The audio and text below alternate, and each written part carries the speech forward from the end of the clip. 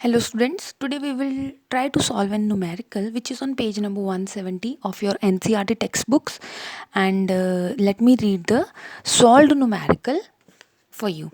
A convex mirror used for a rear view on an automobile has a radius of curvature of 3.00 meters.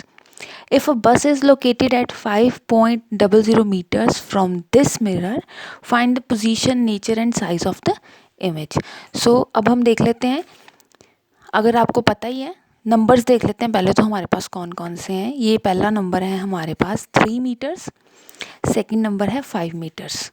अब हम देखेंगे ये 3 metres जो है हमें क्या रिप्रेजेंट कर रहा है एंड 5 मीटर्स क्या रिप्रेजेंट कर रहे हैं। तो सबसे पहले जिन बच्चों को न्यूमेरिकल में स्टेटमेंट समझने की प्रॉब्लम आती है तो वो सबसे पहले नंबर्स पे ही फोकस करें कि कौन कौन से जो नंबर्स हैं हमारे पास गिवन है।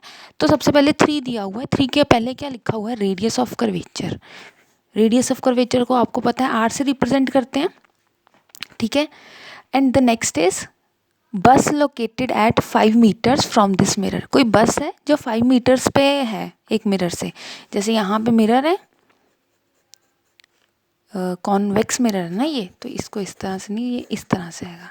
कॉन्वेक्स मिरर है, कॉन्वेक्स मिरर में यहाँ पे बस है 5 मीटर्स पे, ठीक है। आपने बताना है कि इसकी इमेज जो होगी कहाँ बनेगी, कैसा नेचर होगा और कैसी उसकी साइज होगा। तो रेडियस ऑफ कर्वेचर लिख लेते हैं आर, कितना आ गया +3 मीटर्स। अब देखिए प्लस क्यों लिखा है यहाँ पे, यहाँ पे तो प्लस माइनस कुछ नहीं लिखा था, यहाँ पे प्लस क्यों लिखा है।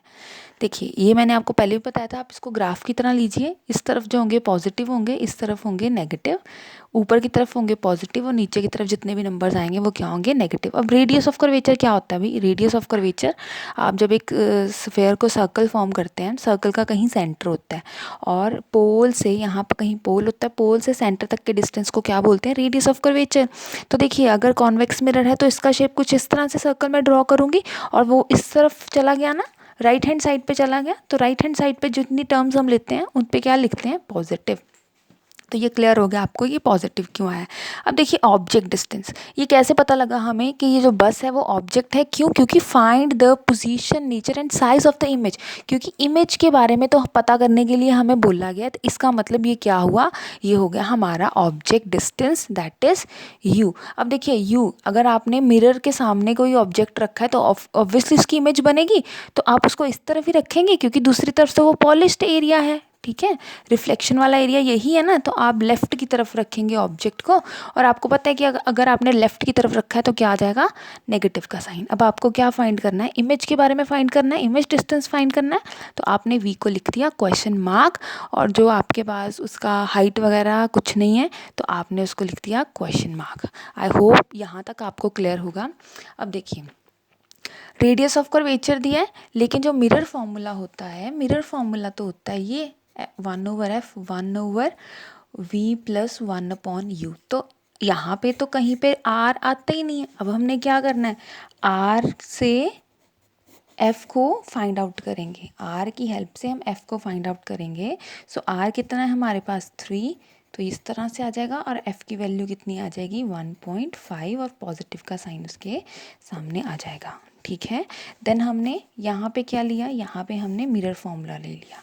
अब देखिए अब हमारे पास v की वैल्यू नहीं है, ठीक है, जैसे 1/f = 1/v + 1/u। अब देखिए u हमारे पास ऑलरेडी है, v नहीं है ना, तो हम इसको इक्वल टू से पहले ले जाएंगे, 1/v = 1/f - 1/u। तो हमने ये जस्ट रीअरेंज कर दिया, इस फॉर्मूला और इस फॉर्मूला को देखिए हमने सिर्फ रीअरेंज करा इन दोनों को, ठीक है। अब आप f की वैल्यू डालेंगे जो कि 1.5 है, देखिए डाल दी हमने, माइनस का साइन आ जाएगा, देखिए आ गया माइनस का साइन। अब आपने 5 क्यों डाला, यहाँ पे 5 इसलिए डाला क्योंकि ऑब्जेक्ट डिस्टेंस था, देखिए 5 आ गया। अब आप क्या करेंगे, अब आप लेंगे एलसीएम। जब आप एलसीएम लेंगे तो आपके पास v की वैल्यू आएगी 1.15 मीटर्स। अब v की वैल्यू आ गई। अब देखिए आपको हाइट निकालना है, ठीक है। मैग्नीफिकेशन का फॉर्मूला क्या था जब हमने रिकॉल किया था, मैग्नीफिकेशन का फॉर्मूला होता है height of the image over height of the object. अब देखिए मैग्नीफिकेशन, आपके पास हाइट भी नहीं है, मैग्नीफिकेशन की वैल्यू भी नहीं है, तो अब क्या करोगे, आप एक रिलेशन ले लेते हो जो कि होता है ये वाला, ये मैंने पिछली वीडियो में बताया था आपको, जिसमें मिरर फॉर्मूला और मैग्नीफिकेशन लिखा है, आप उसको सर्च करके आप उसको समझ सकते हैं दोबारा से।